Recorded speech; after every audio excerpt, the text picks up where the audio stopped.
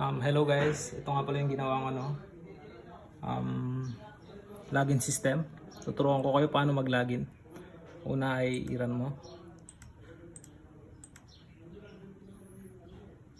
Tapos mag-login ka halimbawa.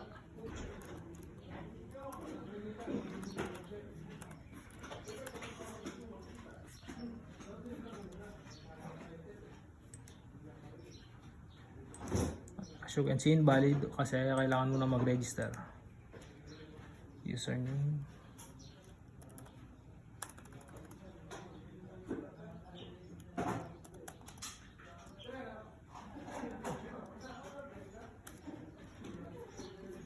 Tapos first name, Carlo. Middle name. Last name.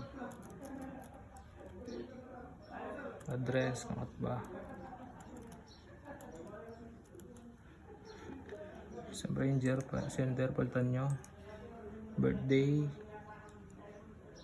year.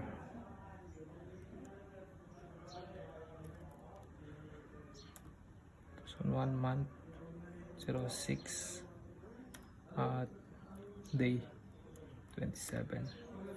Tapos register successfully, tapos mag-login ka na.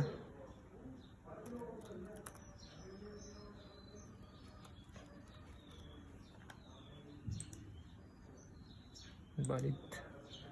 Kita.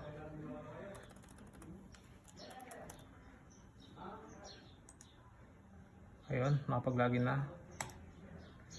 At ito na yung final output niya. Tapos mag-logout ka na.